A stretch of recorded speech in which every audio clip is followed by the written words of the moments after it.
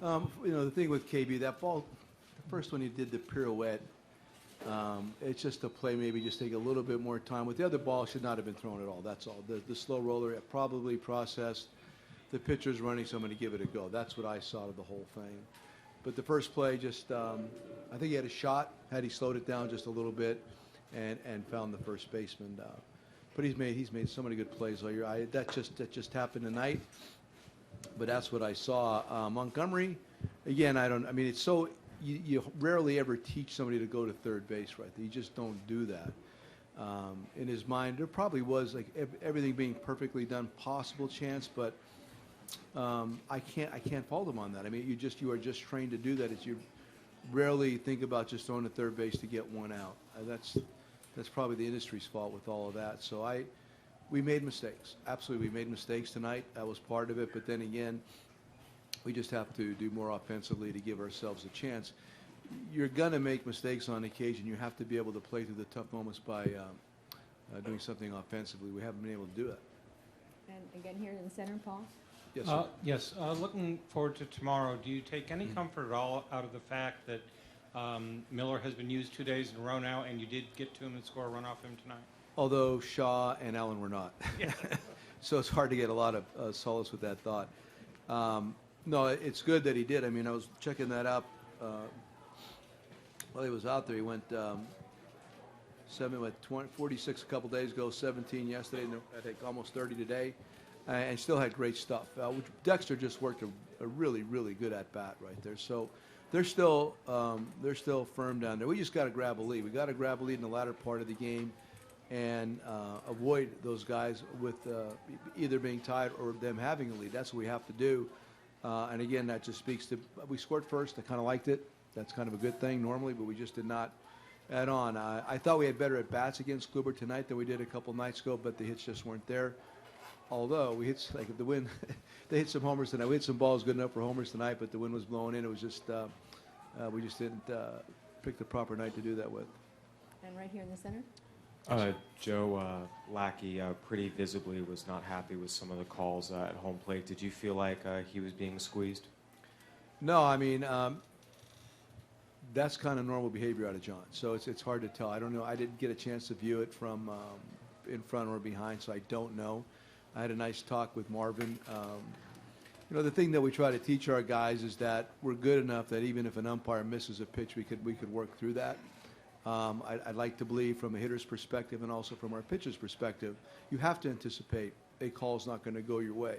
It happens to everybody. It happens both sides every night. So you can't necessarily go there mentally. You just got to keep moving through the moment. So, no, I don't know. I really don't know because I haven't had a chance to really view the pitches straight up. And Wilson wasn't complaining a whole lot when he came back in. And again here in the center, John. Joe, Yes. I know the Indians also did a good job against the Red Sox and Blue Jays, but why do you think they've been so effective stopping your offense so far? Their formula has been they have such durability in the bullpen that outside of Kluber, they're just looking for that 5-inning moment with the lead, and then they could turn it over. That's the abnormal part, to have three guys be able to spread out that much work in a positive situation.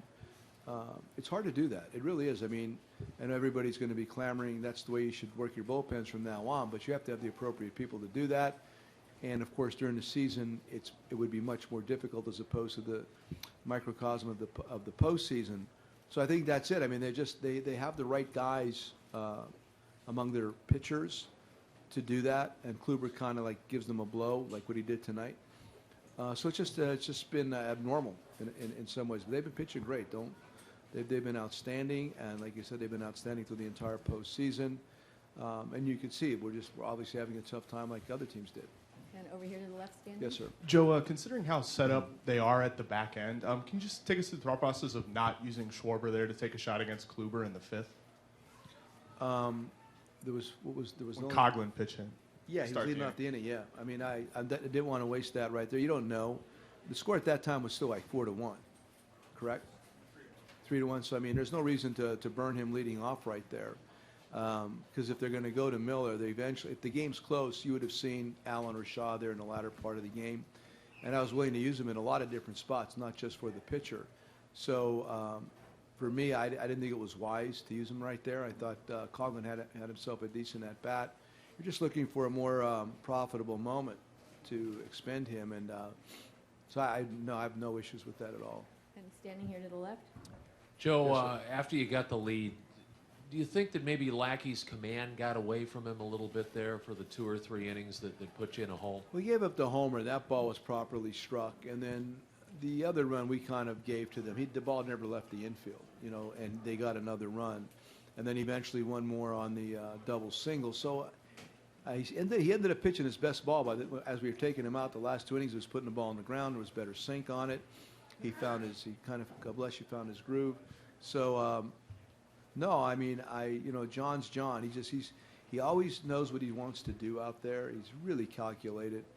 And again, maybe not as sharp as we've seen him in the past, and I still think it's the residue of being injured this year at some point. Although, like I said, if you look at the gun readings, they're pretty similar, but who knows exactly? Because he'll never admit if he doesn't feel 100%. I thought he was fine. He got us through 5. The big hit there for me was Kipnis' homer. I mean, that really made the game awkward. Went from 4-1 to 7, and that made the game awkward right there. and over here to the left. Yes, same. sir. Joe, when you look at tomorrow, do you think about shaking things up lineup-wise at all, just for the sake of doing it? When you've scored, 4 runs and 6 runs in 4 games. Part of tomorrow's issue is defense with John pitching. I mean, part of our success with John pitching is to catch the ball and have the right guys in the right spot. So probably not. I mean, David's going to catch. David Ross will catch tomorrow. But otherwise, I mean, there's not a whole lot you can or want to do. Of course, Schwarb's just available to pinch hit. We can't play him in the field right now. David's going to catch. And defensively on the infield, John normally throws a lot of ground balls, and you want to be ready for that too. So these are the guys that got us here. I'm very pleased with all of our guys. We had the one good game offensively in Cleveland. We just need that one moment. We have to have a 1-game winning streak tomorrow, and if we do that, I really would be feeling pretty good about going back to Cleveland. And in the back left, Joe, do you Yes, feel sir. like you've managed with appropriate urgency considering the situation, and do you plan on being more aggressive tomorrow considering the deficit that you guys have, and in 6 and 7 if it comes to that? I don't understand what you're talking about. I mean, specifically where? Bring in Schwarber. I mean, one of your best hitters ends up in the on-deck circle to end Right, the game. but there was actually no place to put him. I mean, you're trying to get people, and when you have a deficit like that, you really want to utilize him when there's an opportunity to drive in more than himself. So Almora hit with nobody on base. When the lead got disparate right there, of course, it even became more urgent to save him for a moment where you have a chance to drive in more runs. So, Miller is just not a good matchup. You say Kluber leading off an inning. I didn't think that was the appropriate time. So I don't think it's a lack of aggressiveness as much as it is looking for the right opportunity to expend him. Honestly, I don't agree with that. and over here to the right, Bill. Phil? Joe, you might have touched on this with the 1-game winning streak, but how do you feel going into tomorrow with Lester pitching, and then beyond that, you would have Arrieta and Hendricks? That's what I'm saying. I mean, to get through tomorrow is obviously very comforting. We get to celebrate Halloween appropriately at that point. So going back over there, having those 2 guys ready to pitch, it's just a matter of us gaining offensive confidence. That's what we need right now, more than anything. When you're not hitting like that, the whole vibe is very difficult to push in that real positive direction. So you would continually try to be positive in the dugout during the course of the game. But I mean, it's difficult. It's difficult, especially this time of the year. We just need that one offensive epiphany somehow to get us pushing in the right direction. And we do that, I really think, based on what they have left pitching-wise, going back over there, and what we have, I kind of like our chances.